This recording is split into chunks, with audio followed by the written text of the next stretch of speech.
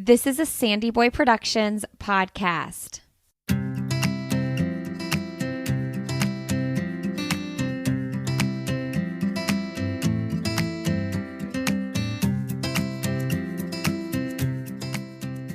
Welcome to the Urban Pharmacy Podcast, where we help women remove the overwhelm of living their most holistic life. This is the place to find evidence-based nutrition tactics, healthy lifestyle and wellness tips, abundance mindset, and easily implementable low-tox living strategies so you can rise up to your full potential and protect your family's health. I'm your host, Stacey Heine, certified holistic nutritionist and better living advocate. Now, let's get empowered with some simple swaps that make a big impact for optimal wellness.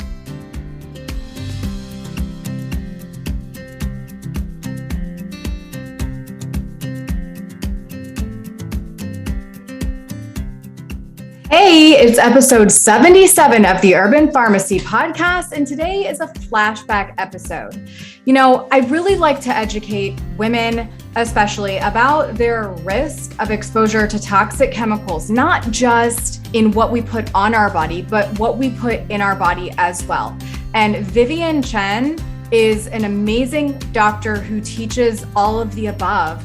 And I interviewed her as one of my first guests on the Urban Pharmacy Podcast because I believe so wholeheartedly in everything that she teaches. And she really cares about protecting the consumer when it comes to what they purchase and what they bring in their home.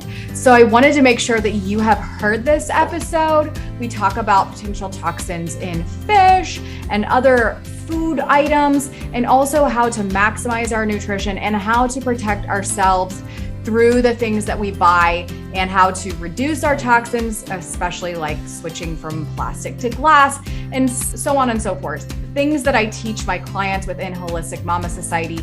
Plus, I really think that you should follow Dr. Vivian Chen. She is an incredible resource and can really help you open your eyes to living a more holistic, natural, and low tox life. So without further ado, here is Dr. Vivian Chen flashback episode from the early days of the podcast. We are officially 1 year into the podcast, so let's celebrate that too.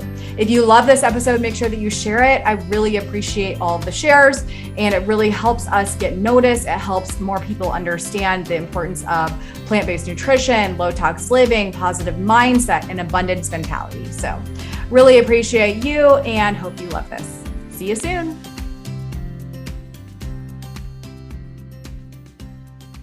Dr. Vivian Chen, I am so thrilled to have you on the Urban Pharmacy Podcast.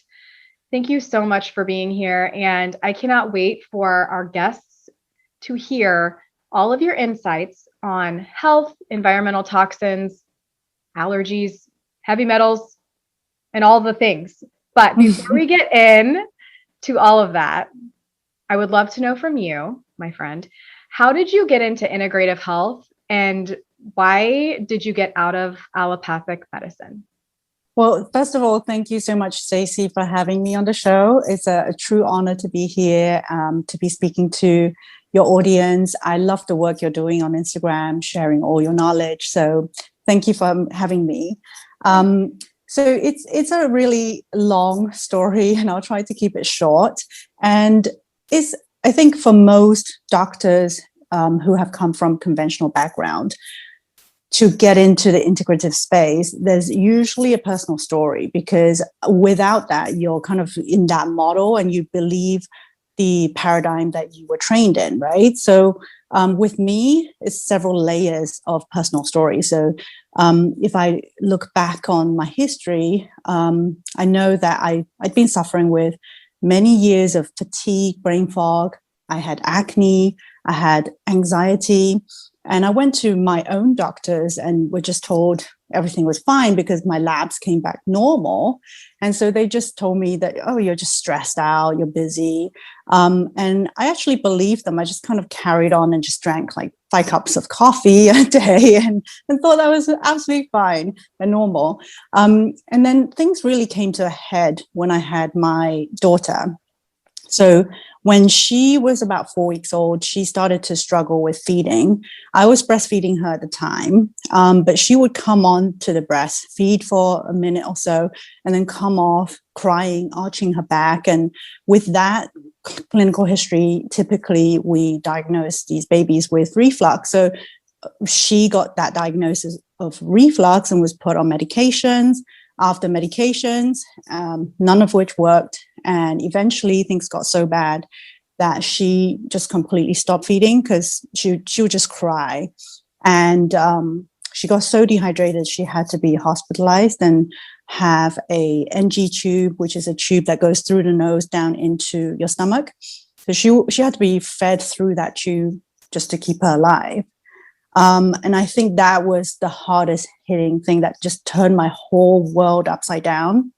And as a mom, as a doctor who wasn't able to help her own child, even though, in the UK, I'm board certified in both internal medicine, family practice, I practiced for so many years, I couldn't help my own child. So that really made me question, have I missed anything in my training? Have I really been able to truly help my patients all these years if I can't even help my own child?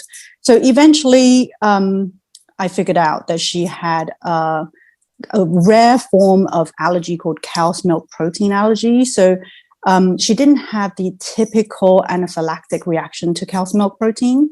Some people might expect things like wheezing, lip swelling. She didn't have any of that.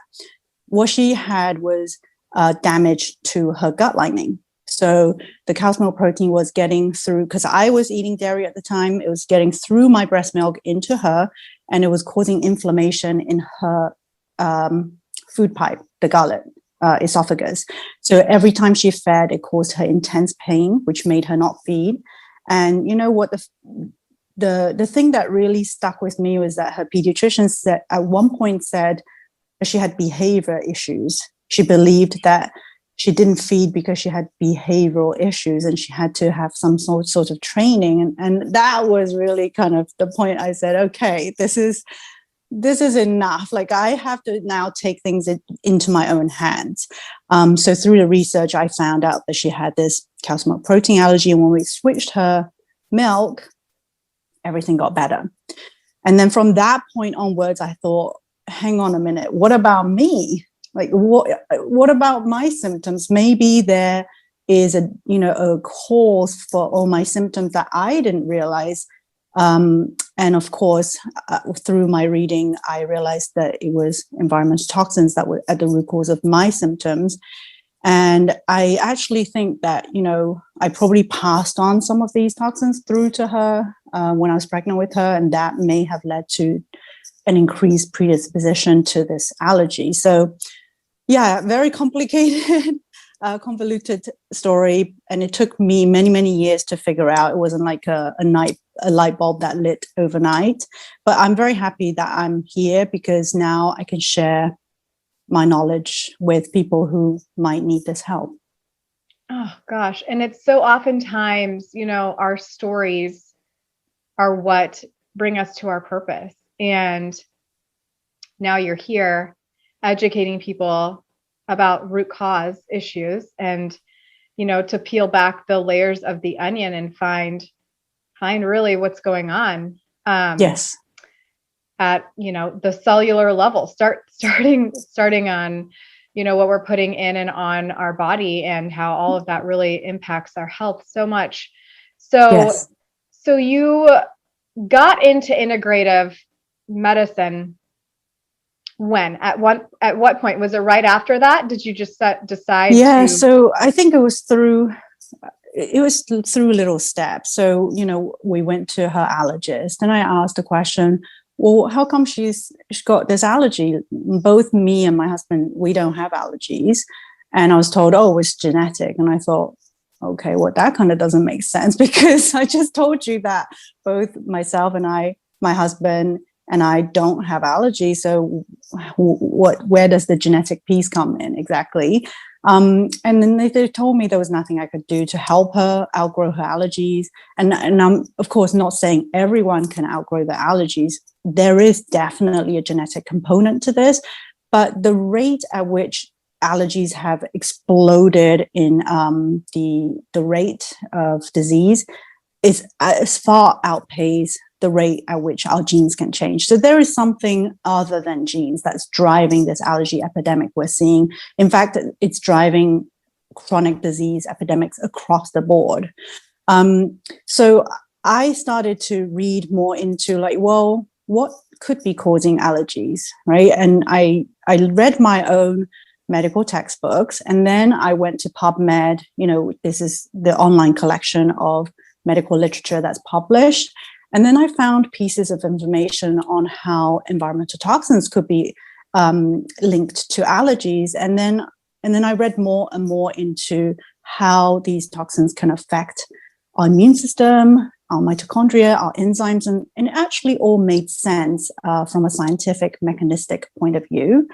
And so, of course, at that time, this was 10 years ago, nobody was talking about that. And I was met with a lot of resistance. So I had to do a lot of this work by myself, just by, taking out, reducing our exposure to toxins at that time, changing our diet.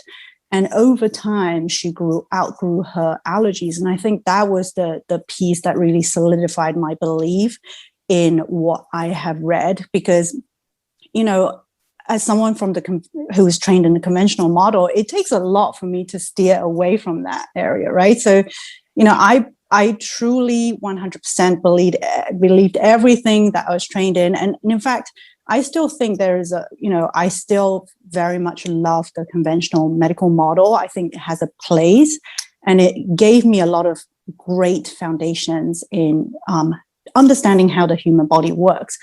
But then I added the aspect of, well, what about lifestyle? Well, what about environmental toxins? What about mindset? I added all of those aspects in. And I think when that happened, that's really where I was truly able to help people. Mm-hmm, mm-hmm. So that was with your daughter, and that was a major life shift for you professionally and personally.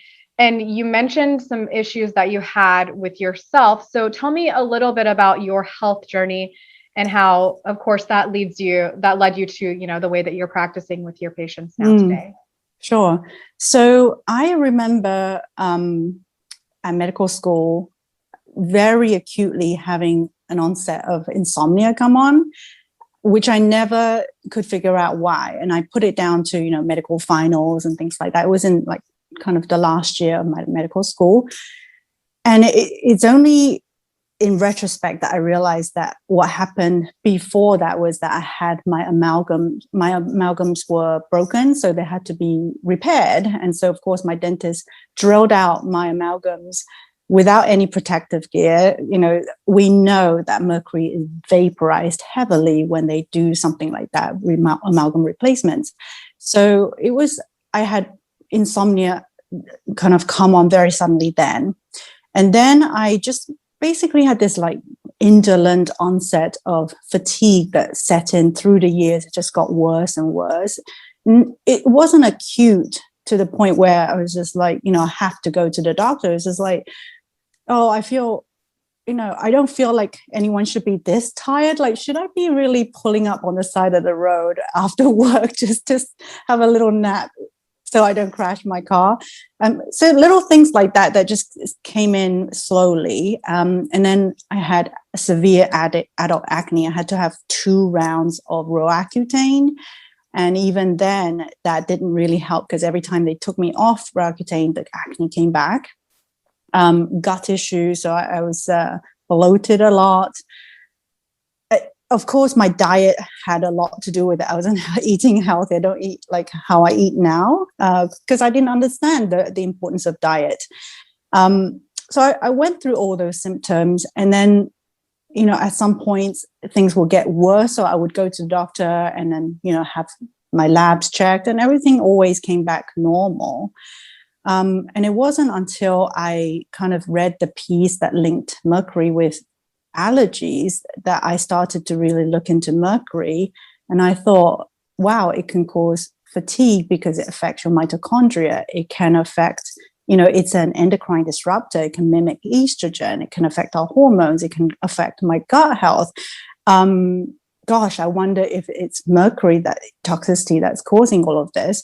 And I don't think it was just mercury. I think it's like the whole bucket list of, the things that, I was dousing myself in perfume like you do, and, using raspberry flavored shower gel and hairspray, all that, right? So I think when I slowly took those things away, and then I worked on supporting my body in detoxification, then I started to notice an improvement in my symptoms. And it's quite incredible. Like I don't have any issues sleeping now, where I used to just literally have 2-3 hours a night, and then I'd have to take sleeping tablets. My skin's cleared up. I still get occasional breakout here and there, but nothing that I need prescription medications for. So yeah, that's my journey. Oh, wow. Wow. You've made a huge shift. So, okay. So kind of starting to put it together, you said that for your daughter, just removing the cow's milk helped her, right? That was the solution for her. Now, can you tell me what are the major contributors of food allergies for the general population that you see? That's a really good question. And I wish I could give you a definitive answer. There's a lot of research going on around this topic right now because of the epidemic that we're seeing, so many children affected now. There's kind of emerging evidence that there's a link between the microbiome and allergies, particularly food allergies, but also respiratory allergies, even seasonal allergies that many people might be suffering with right now.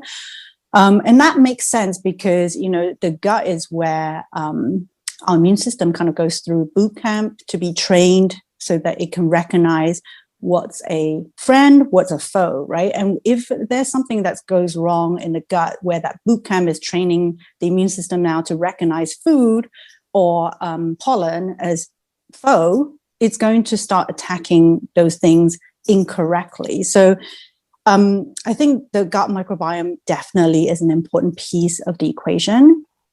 And so linked to that is environmental toxins, because the gut microbiome and the gut lining can be damaged through environmental toxins where we might be encountering through our food, like pesticides. EPA has been shown to affect the gut microbiome as well. So in your water, in your everyday products as well, because when you inhale these exposures, it is getting into your guts as well, and it's affecting your respiratory microbiome. So gut health is important. I think inflammation is at the root of allergies, right? So that is actually how our body attacks an offender that's invaded, right, and get rid of it. So if we can, a lot of people are walking around with a high level of inflammation because of lifestyle factors. And so they're already at that point where things can really trigger the immune system into an allergic reaction. And then you add in gut health, and you add in lack of sleep, you add in stress. All of these things come together to tip that immune system more towards what we call a Th2. So the immune system has Th1, Th2, those are the two main arms. There's other arms as well.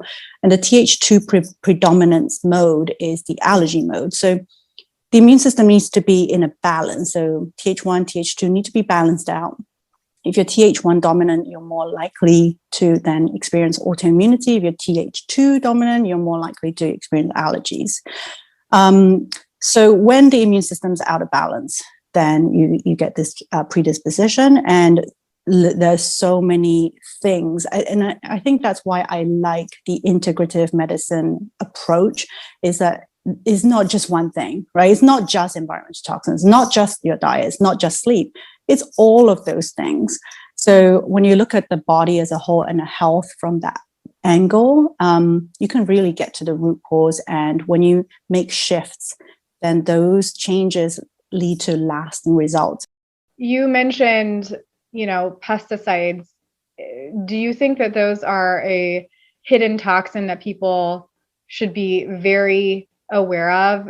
as potentially a root cause to specifically like food allergies and, respiratory as well. Yeah. I think it is one factor for sure. And we know the UCSF here in the Bay Area published a white paper on pesticides, highlighting the importance of pesticide exposure in childhood development. It can affect childhood development at so many different stages. And I think one of the things that can impact is our immune system, our gut health, because what is pesticide? Is there to kill the pests, right? That can affect our crops. And it does that by damaging this pathway called the shikimate pathway, which as humans, we don't have that pathway. Only microorganisms and bacteria have that pathway. So it kind of, it was initially, I believe, trademarked as a antibiotic, and it works by killing off organisms by shutting down that shikimate pathway. And at the time they thought, well, it's safe for humans, right? Because we don't have that pathway. So it's fine for humans to eat this stuff because we don't have the pathway. But we're forgetting that we're more bacteria than human, right? There's trillions of bacteria in our gut, and those pesticides can damage these bacteria by shutting down the shikimate pathway. And in turn, that is, it's emerging that could be causing a chronic disease epidemic. Yes. Oh my gosh. And yeah, they might not directly impact our pathways, but they are directly impacting the gut microbiome, all of the bugs that are within us. Yeah. And when you step back and you look at health, like we have to consider health as a symbiotic relationship between us and our planet, our soil. And I love that you are into gardening, right? Because I think that when you consider that relationship, because, people consider health as this isolated thing like human health, but actually we can't be healthy until like our planet is healthy, because what's happening is that we're putting these tons and tons of chemicals into our environment. They're not going anywhere. They're ending back in us because they get into our water, they get into our soil. And when we damage our soil, these pesticides are killing off bacteria, microorganisms in the soil, which is actually really important in delivering nutrients to the plant, right? So when you don't have these micronutrients, the plants are not feeding us. So then we can't get healthy. So it's all like a circle. It's a circle of life. So what we need to, I think we need to step back when we consider health. For sure. It is a huge bird's eye picture. I agree 100% on that. Okay, so aside from pesticides, where are other potential toxins in our food? We're still on food. Where are they hiding? I think the biggest area is going to be processed food, right? Because if you consider the additives, how does that work? Again, it kind of almost acts like a pesticide because it prevents bacteria, microorganisms from breaking down the food, right? So that's how it extends shelf life.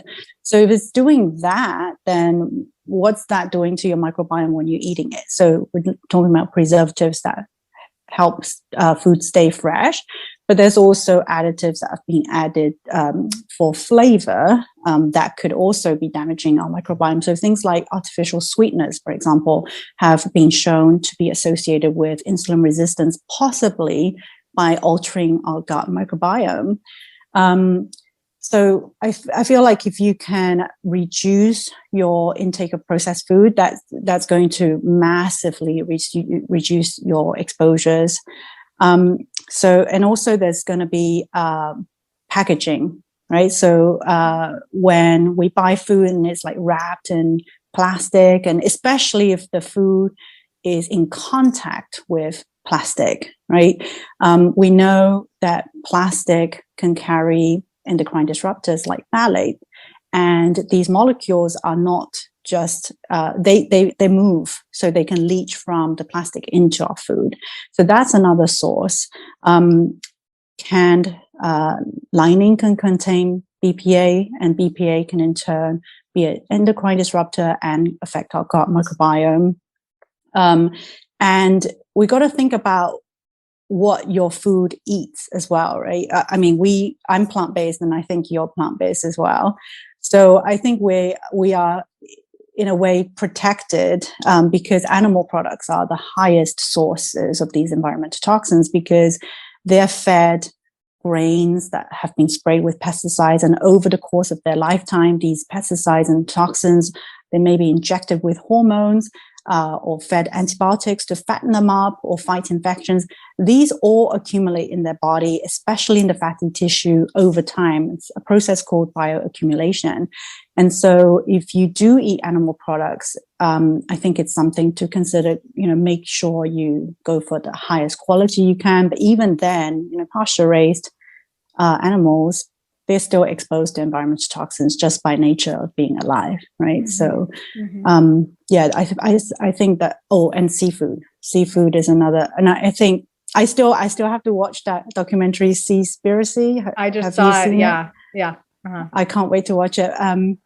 But yeah, I mean, our ocean is so polluted now, right? And so it's what our food eats is what's the fish drinking? It's polluted water. So that's why fish can be a source of heavy metals like mercury, but not only that, could be dioxin, PCB. These are very potent endocrine disruptors that have been associated with conditions like polycystic ovary disease, polycystic ovary syndrome, that can then lead to fertility issues. So yeah, food is a big source. For sure it is. And so speaking of plastics, well, you were talking about fish and in Seaspiracy, and from what we know, plastics are a huge environmental toxin, right? And the fish, like plastic just breaks down into microplastics, and they're finding it in fish, and again, like that, builds up within their fatty tissue. And then some people are consuming that, and then it just, the bioaccumulation happens to us too, right? It's not just the animals that we're potentially consuming. We are an animal as well. So that's happening to our bodies, and totally, eventually our bodies will just say no more. And so, okay, back to the plastics. How important do you think it is that we start switching from plastic to like glass and stainless steel for our food, preparation and storage? You already mentioned how phthalates really do bounce into, whatever they're packaging. Like, how important do you think that is? Very important. So, if you're considering the category of food, the first step I would say would be to, try and buy organic where you can. And the next step, I usually suggest to look at how your food is contained, right? And then it's not just food, it's water. Water matters almost more. Like, what are you drinking out of? How are you storing your water? Like a lot of kids still use plastic water bottles. And some parents think, oh, it's okay because it says BPA free. Well, BPA free still allows companies to use alternatives like BPF, BPS, which have been shown to be just as endocrine disrupting as BPA. So, really trying to, make that switch. I know kids tend to break glass bottles very easily. So, there's some with like silicone outside layers, or stainless steel can be great for kids, right? And I don't think they're that much more expensive now. So just making that switch. And the thing with plastic is that it breaks down more with time. So if you've got an old water bottle, it's 2 years, you might start to see like the color fading, or like, you start to see white parts appearing. That's the plastic breaking down. That's the point where it's probably maybe releasing even more endocrine disruptors into your water. Plastic water bottle. So, I know it's convenient to buy bottled water, but the quality of that water inside a bottle, firstly, is not regulated. So they could literally be putting anything into that, and they could call it, spring water, whatever they want. It's up to the FDA to test, but I don't think they really have the capacity to test very thoroughly. So it's better to actually, fill up your own reusable water bottle at home and use like filtered water. And fill it into a stainless steel or glass water bottle. It actually works out cheaper in the long run as well. Mm-hmm. So that's number one. I feel like, even before you switch out your plastic food containers, change your water bottles first. Yeah. And then you can move to, changing your plastic Tupperware to glass. That's the plastic piece. Yeah. And we don't think about, children's toys too. Like that can be a huge absolutely. Exposure to plastics. I mean, when they're like teething and it's just like chewing on plastic, pieces.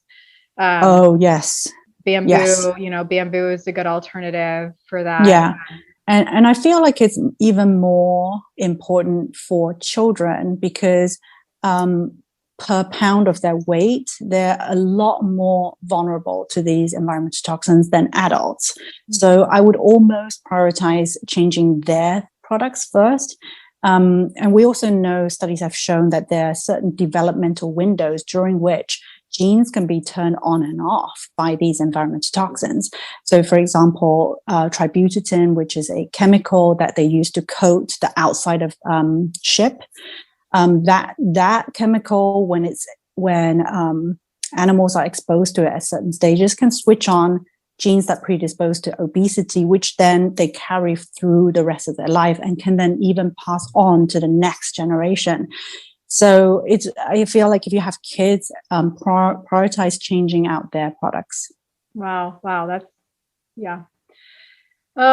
It's almost overwhelming when you start looking at everything from the bird's eye view, but like, that's why we're going over this so that people can be aware and start making, small, but super powerful changes. All right. I'm so happy you mentioned that because that is absolutely right.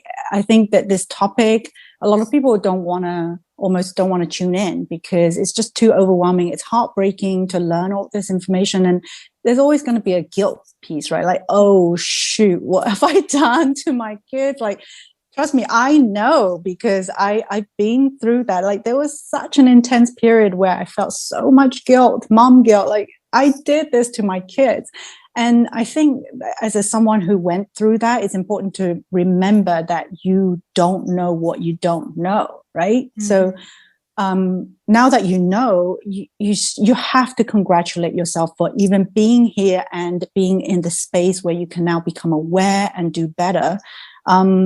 I got really angry because, I trusted the regulations to protect us, right? And then when I realized that these regulations don't protect us at all, I was super disappointed and angry.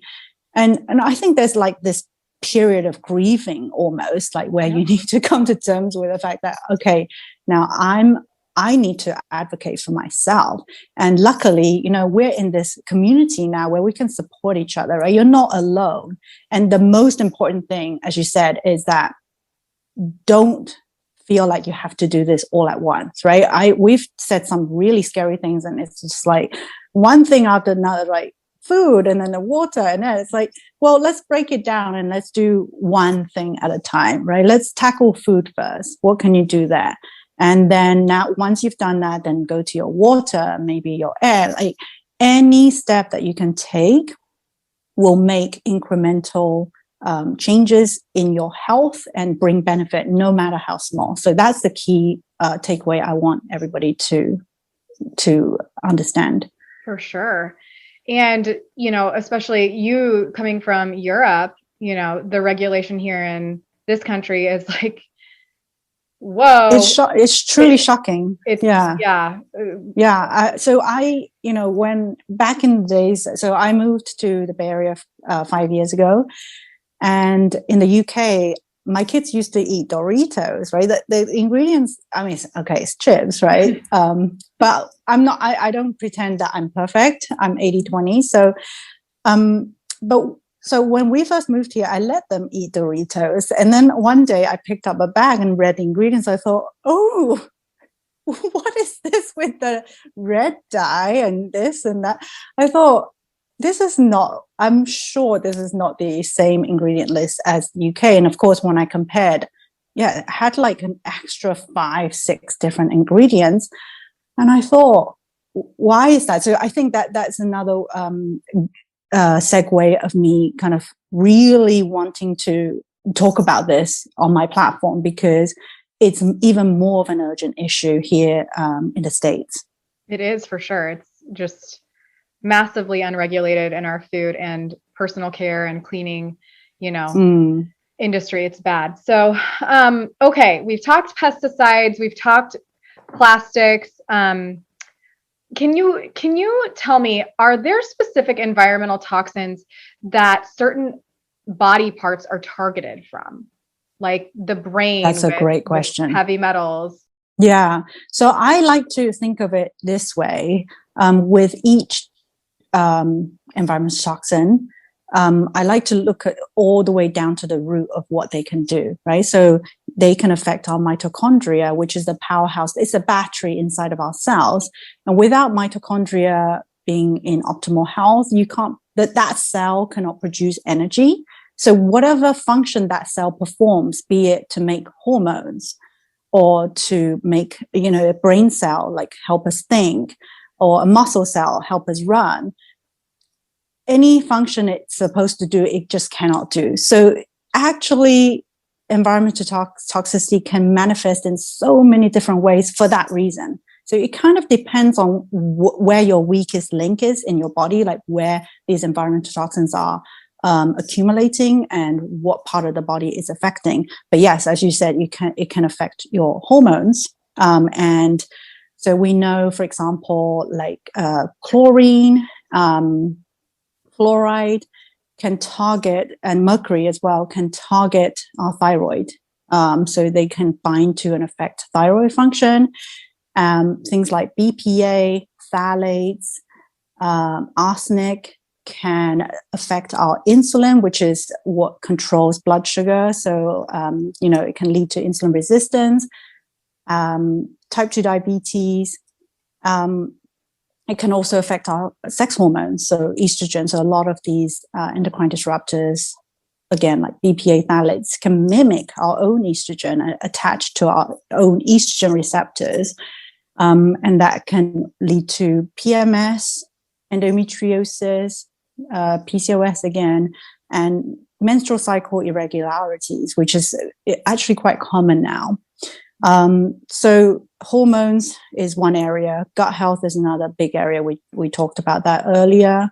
Brain is really susceptible to these environmental toxins because the brain cells are so full of mitochondria. That's one reason.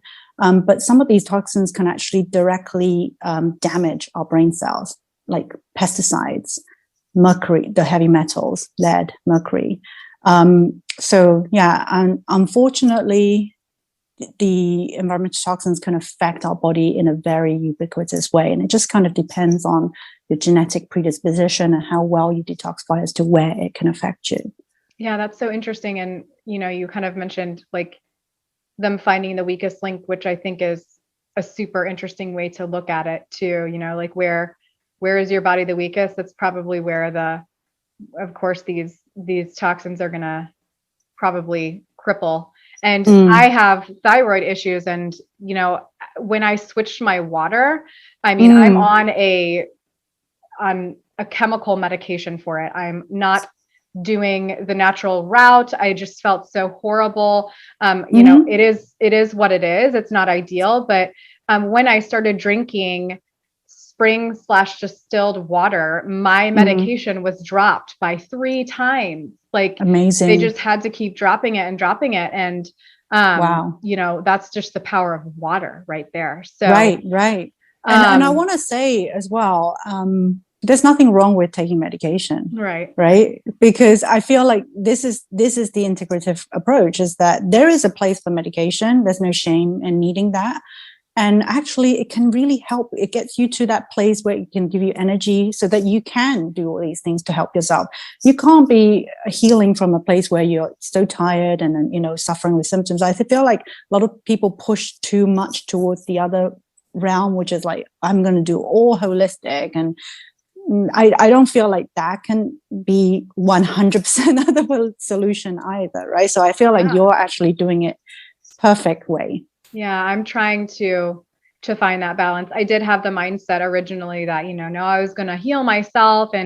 But it's a very big picture, as we keep saying, and I needed to actually function. And in order to function and be able to talk to you and help other people, I need that medication. And that is something that I have. And there's no shame in that. Yeah, at all. It's not ideal, but it is something that I have made peace with, and it's okay. So functioning is very important. Okay, so we've talked about, let's get a little bit more into heavy metals. So I know that is something that you are super good at teaching people about. Where are they found? I know we've kind of scratched the surface there, but where are the biggest culprits, and how do we start to detoxify from them if we do have heavy metal toxicity? And for instance, a friend of mine just said, I was talking about cilantro, which I know that it's a very powerful way to, detoxify from heavy metals, but like she said, she's going to start a heavy metal detox. And I know that you have some precautionary things to do, like step by step, and like, what to make sure you're doing if you are going to be doing something like that. Yeah. So heavy metal is it's all-encompassing group that it includes things like mercury, lead, arsenic, right? So each of these are actually naturally found in our Earth's crust, but in super low levels, not supposed to be found at concentrations we're finding it at right now. And the reason why it's got there is because we released these into our environment. So, for example, mercury comes from coal burning. So when the coal is burned, it's released into the air and it comes down as condensation, so as rain into our water. So that's why our ocean is polluted with mercury now. It can also be released through industrial processes, and mercury is even being found in things like contact lens solution as a preservative. So it's quite ubiquitous. And from a toxicity point of view, there's actually two different main types. I know I'm not a chemist, so I'm not including all the different types, but I'm just trying to simplify a very complex topic. But for all intents and purposes, there's the methyl mercury, which is usually found in seafood. And there's the other type, which is elemental, which is found in amalgams. So those are the two main sources where you're going to encounter mercury. And those two act in different ways in the body. And they're excreted differently as well. So when you're talking about heavy metal detox, firstly, you want to know where you got your mercury from, because the detox process is actually going to be a little bit different for everybody. And a lot of people just jump in and start pulling out toxins from the tissue, right? Because what happens when mercury gets into your bloodstream is that your body goes onto high alert and go, there's something I don't like here. Can we get rid of it? And if we can't, like if there's too much, like that's exceeded the body's detox capabilities, then it starts to hide it, right? So it just starts sending it to fatty tissues to hide it. And actually, in a way, that's the body's way to protect us from the harm that these toxicants can cause.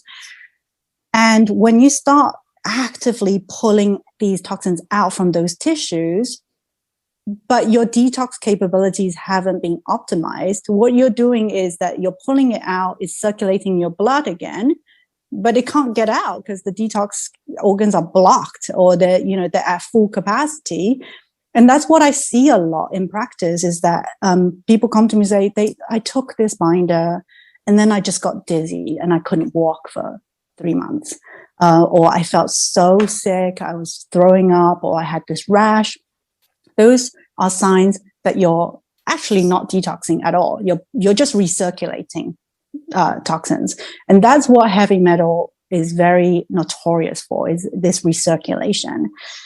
So the first step to do is actually to make sure your detox organs are all optimized, right? So what are our detox organs? The gut, right? Poop is a main form of detox because we excrete a lot of these toxins through into our poop. And the other one is liver. So actually the liver and the gut is very closely linked, and they can't work well without the other. So a lot of people, when they think detox, they start pushing the liver really hard. Well, when their gut is not functioning properly, right? So if they're not pooping and they're pushing the liver, where does the toxin that's neutralized by the liver go? It goes into the gut, right? So once the liver has broken down the toxins, it has to send it somewhere to come out. And it comes out through the gut. So it's about optimizing your gut health, making sure you're pooping at least once to twice a day. And it's not like, sorry to be graphic, but you want big sausage shaped poops. Those are actual, like what elimination should look like, not little pellets, right? And a lot of people actually go to the bathroom and they're not completely emptying their bowels. So that's number one. And then you want to be making sure that you're hydrated so that toxins can move through your body easily and that you're excreting it through your kidneys. And I think that's where an anti-inflammatory diet, like a plant-based diet, is really important, because if you eating a lot of meat, dairy products, these actually can make your urine acidic. And when your urine is acidic, a lot of toxins recirculate back into your tissues. So you can't get rid of toxins very easily at the level of the kidney cells if your urine is acidic. And then, supporting your liver with foods like cruciferous vegetables, spices, herbs, and making sure you're sweating, right? So a lot of people can't sweat because their body is like in this state of almost, hyper toxicity, that it's like the body doesn't want to release toxins into the bloodstream in case, it causes more symptoms. So, making sure that you are exercising, sweating, or if you have a sauna, going to the sauna, if you don't have any contraindications, those can be really good ways to open up your detox pathways. That is so interesting. And once you're actually eliminating toxins efficiently, that's when you can then think about going in and pulling out toxins that are stored in your tissues. Wow. Yeah, I've had a problem ever since I can remember, sweating, truly. And something that I've been doing is going to, it's not quite an infrared sauna bed, but it's called the Soki bed. And it's pretty similar, and it like makes you heat from the inside out. And I need to get my sweat going on so that I can my body for some reason doesn't want to sweat, and I'm sure that so a lot of people with hypothyroidism can't sweat very well. And it makes sense because the thyroid gland is in control of our metabolism and core body temperature. So a lot of people with hypothyroidism tend to have a lower core body temperature, and it takes a lot more for them to sweat. And it comes around in a roundabout way, because the more environmental toxins there are in your blood, in your body, the more the thyroid might be affected. Mm-hmm. So, when I had my toxicity issues, my thyroid was always borderline hypothyroid, not to the point where I needed medication, but it was like, oh, you're kind of getting to that point. And, after I did the overhaul, now it's been sitting at normal, and I can sweat much better now that my thyroid function's normalized. So interesting. Wow. Okay. So let's start to wrap this up. Let's talk a little bit about genes.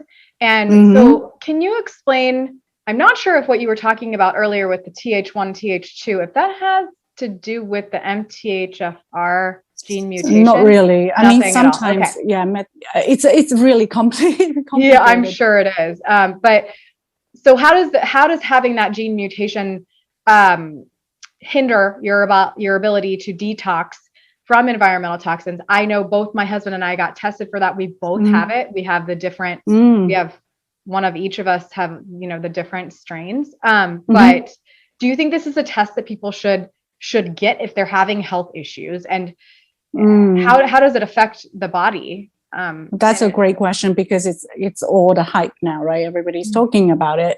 And I feel like doing the test without really understanding the context can sometimes trigger anxiety in people and a lot of stress, right? Because it's not, a lot of my clients come to me and think it's a death sentence, like, oh my God, I'm homozygous, like I'm doomed. Like, no, you're not, right? Because it's actually incredibly common in certain populations, like Italian, Asian. So I'm Chinese. A lot of Asians are homozygous for MTHFR.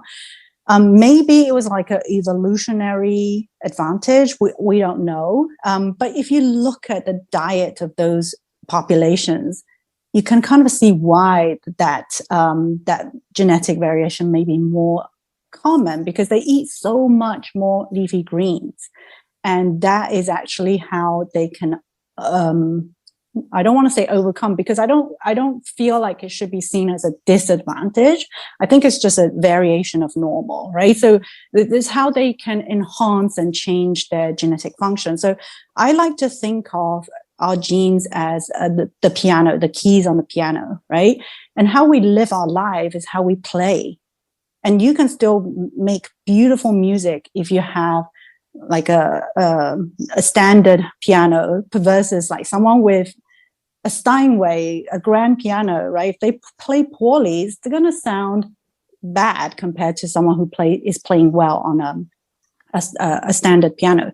So it's actually a lot to do with how you live. You can actually switch on and off genes, and that applies to MTHFR as well. So it all depends on how you feed that gene, right? So that is a gene that basically determines folate. And they're involved in these circles that intersect, but eventually it can affect your glutathione production. And glutathione is the master antioxidant in your body. So glutathione is the molecule that can bind to heavy metals, for example, and escort it out of the body. And it does that with so many different toxicants. So glutathione is really, really important antioxidant and helps us detoxify. And the reason why some people with MTHFR can't detoxify so well is because if they're not getting enough folate into their diet and there's nutrients missing in parts of those circles that intersect, they end up with a low glutathione level, which then means that they can't detoxify. But if you're homozygous, I think you still have 20% of gene functions, not nothing, right? It's not a death sentence. And you can be more aware of nutrients that you might need, like folate, right? And not folic acid, which is the synthetic form, which can actually cause more issues for some people, but folate from food, leafy green vegetables. Asparagus, asparagus is coming into season now. It's full of folate and can actually help boost glutathione production. So really, food is medicine. And if you're heterozygous, meaning you have one copy, you have 50-60% function. So yeah, nothing is black or white. I think if you're gonna have it done, have that mindset of like, what can I support my body with if I do have this variation? Yeah, for sure. Optimizing what, our predispositions, basically. Mm-hmm. Okay. Yes. So last question on genes. I know this might be hard to choose, but what do you think is the one most powerful lifestyle factor that turns on and off bad genes, or genes that are less than desirable? Wow. That is a very difficult question to Hard. answer, because I don't think I can pick just one. Like, okay, if I had to pick, I would actually pick your mind, your brain, your mindset, and your stress level. Because ultimately, if you think of your body as an orchestra, so the different organs are different instruments. What is dictating these instruments playing in harmony is the conductor, and the conductor is your brain, right? So if you're in this mindset of stress, sympathetic overdrive, like where you're constantly in fight or flight, trying to run away from your stressful situation, or trying, a lot of people, they live in this constant fear of what's going to happen next. Like, my body's like, what's going to happen to my body next? Like, what can I be doing to protect myself, right? They're in that survival mode. And when you're in that survival mode, firstly, a lot of detoxification genes are switched off, because your body just thinks, well, you're at life or death situation right now, so you don't need to detoxify. Don't worry about that stuff, right? So a lot of those genes, and the repair genes, longevity genes, those are switched off when you're in that mode. And so if you're trying to heal from that state of mind, and you're eating like all the superfoods, the kale, like those foods don't go as far as if you can switch your mindset into the healing mode, when you're actually telling your body, okay, now it's time to heal, right? So you switch mode into what we call rest and digest, which is the parasympathetic dominant mode, where you're relaxed and calm. And that's where things like meditation, mindfulness can come in. And it's shocking to learn.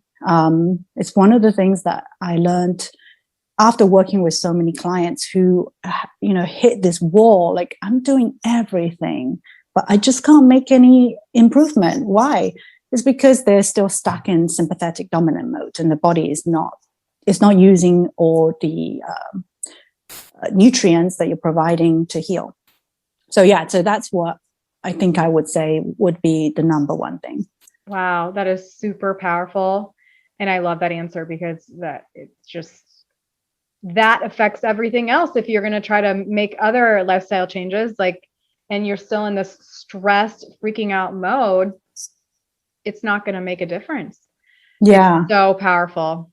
Okay. So Dr. Vivian Chen, please help our listeners understand where we can stay connected with you, and where they can learn from you and continue down this path of optimal living.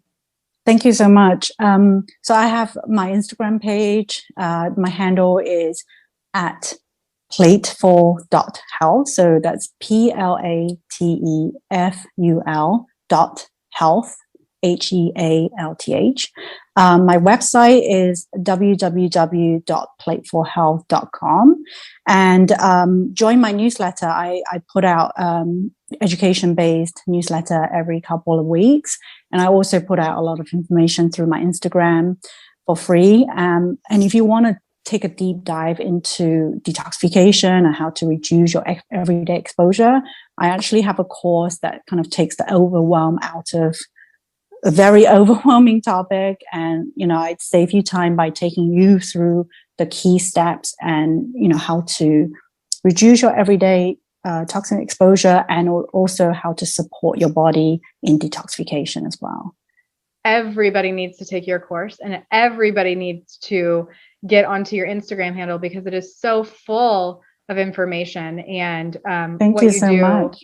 Is just so, it's very empowering for the consumer. And I really appreciate what you do. It matters so much and is so helpple. So Dr. Thank you so much, Stacey. Well, right back at you. I'm so encouraged when I see people like you taking the realm and, showing people how to improve their lives. So thank you so much for all your work as well. Oh, thank you. All right. Before we end this conversation, which was amazing, I have to ask you what I ask every one of my guests, and it is, what does living a holistic life mean to you? It means more energy and living life to the full and being happy. I love it. Oh, thank you so much, my friend. Take care, and we will Take see care you of yourself too. Yeah, thank you.